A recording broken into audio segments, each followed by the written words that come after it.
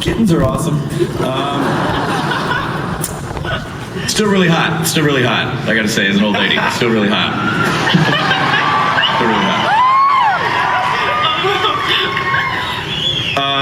Do you? I mean, I know there's really not a lot you can say about. Well, first of all, I also Caroline Skinner.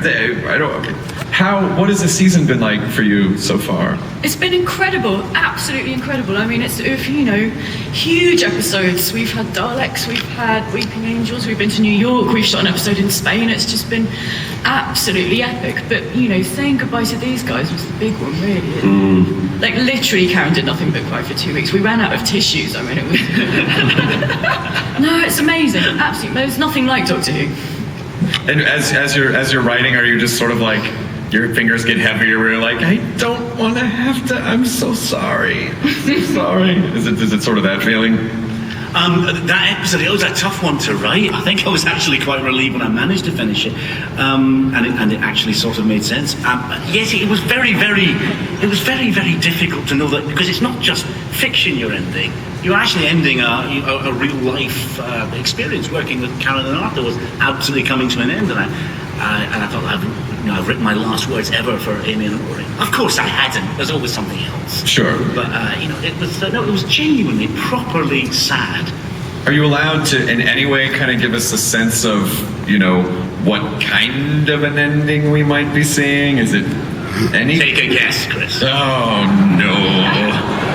Oh, if I know Stephen Moffat, heads will roll. But I do think that is the fun thing about the show, is that because it's a show that takes place anywhere in space and time, anything is possible. Anything is possible. Well, you mean there isn't a way to write them out to absolutely end it? I'd say there's no way to write them out completely, right? You're right. You're right. Okay. Well, I hope you enjoy the episode, Chris. That's going to be a hard one, I mean, oh, yes. It's going to be a really hard one. I put off watching The End of Time for like a month. And you've kept the outfit clear. but as soon as but again, this is the point that I want to make, is that we say goodbye to people that we love, but we form new relationships with new people that we love too. Are you still talking about Doctor Who, or have you gone off and Well, it's just there's a very special lady here today in a Xena costume, and I just wanted to make her the happiest. I'm not getting engaged. But I do think it's important to note that we trust you. We trust you that that whatever it is that you do, we're gonna follow you and trust that that you're not gonna damage our hearts for too long. You know that you have our hearts in your hands. Yes. Please be Why gentle. do you trust me? What have I ever done to earn that? Because you write awesome stuff. Yeah. That's why. And it's very upsetting. Caroline, what Not reassuring enough. Yes. I don't trust him. Wow.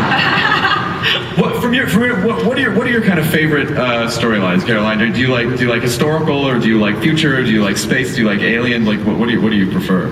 Oh God, I love them all. I don't know. I mean, probably the historical ones, because I think there's something so magical about time traveling back into the past. But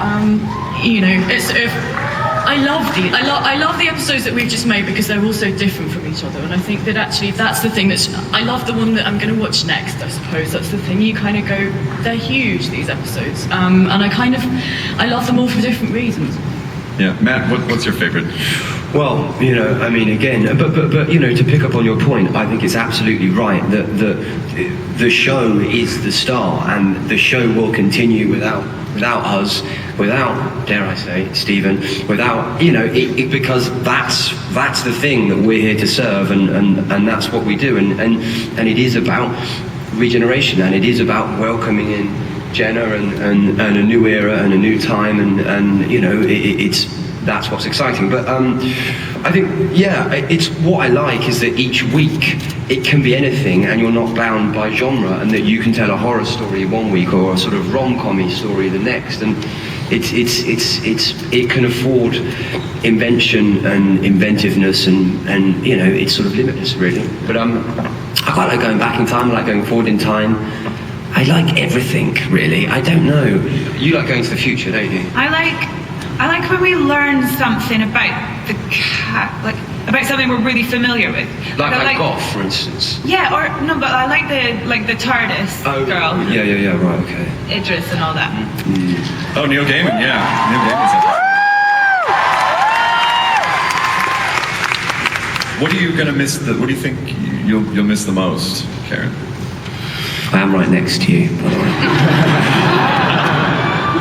Right. I'm gonna miss various things. I'm gonna miss getting to run down corridors away from imaginary monsters because they're booting afterwards sometimes. And You can still do that, it'll just be weird. I'm really scared of tennis balls now. But yeah, so that's really fun. Instead of like doing a show where you're just standing in a room talking all the time. And I'm gonna miss these guys. I really am. I've made some of my best friends on this show. Yeah. So. But it is, like, we do spend all of our time together. Do you know what I mean? It's like, it's mad. But we've got to the point where we can't really have conversations when the three of us. Just noises. Yeah. Noises and silly phrases. And We like to call them episodes.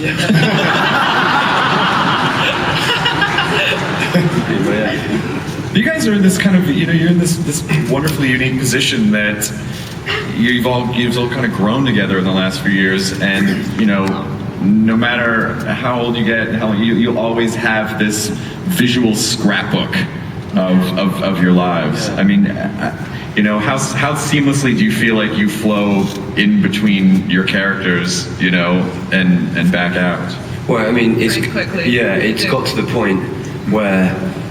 Yeah, and what's been really interesting over the past sort of 6 months or so as well, or the past year, is if there's something happening in a scene, say for instance there's a moment that we react to, I mean even now, I won't have to look, and something's happened there, let's say it happened like that, and us three would go...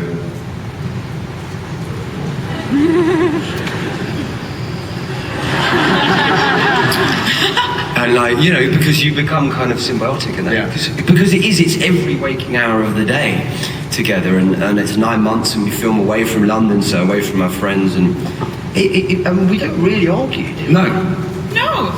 But it's great to be able to play characters that you know so well, and then get scripts that surprise you with what they do. And it's what's great. What the real heartbeat of the show is the quality of the writing and the quality of the writers that it attaches as well, and that is makes our job infinitely easier. It's, I'm not just saying that because you're next to me.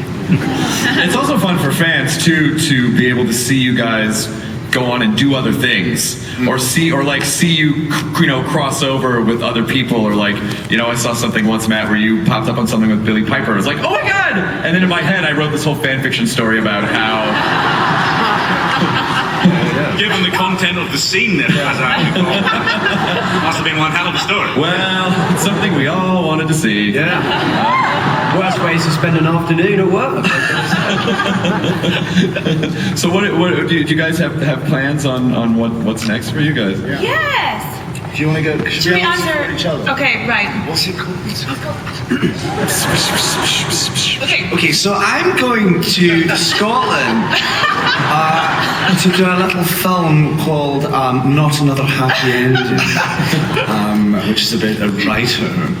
And then I'm doing... Like that. Stop it. I'm doing a film in America called Oculus about a mirror. That was weird. Oh no, I can't do an impression of you. No, you can't. Oh sorry, that's a bit bumbling because that's just me.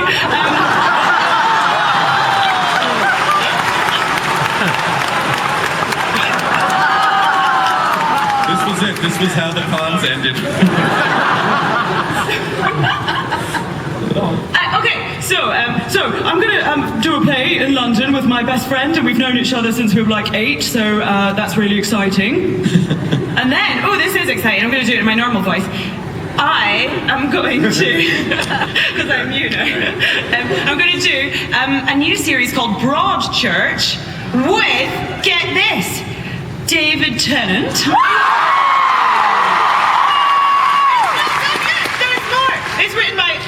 Chibnall, who, you know, wrote some of Doctor Who, and Olivia Colman, who was Prisoner Zero.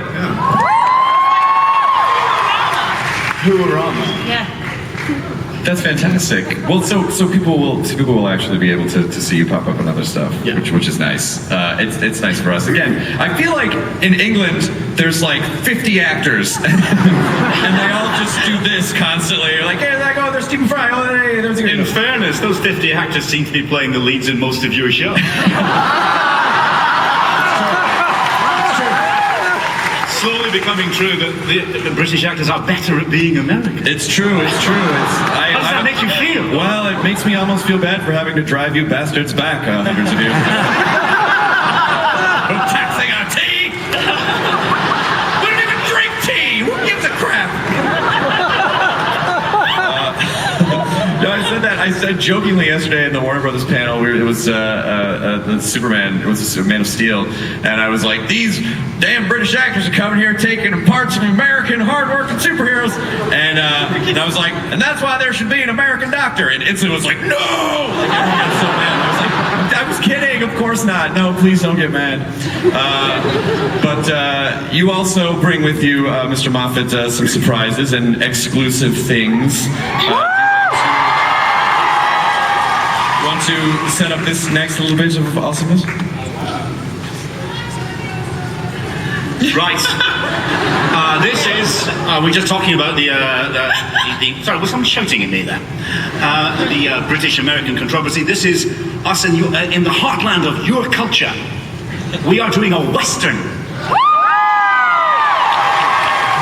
And for extra authenticity, we did the one thing you must always do when you are shooting an iconic piece of American culture. We went to Spain. And we're now going to show you our version of your culture.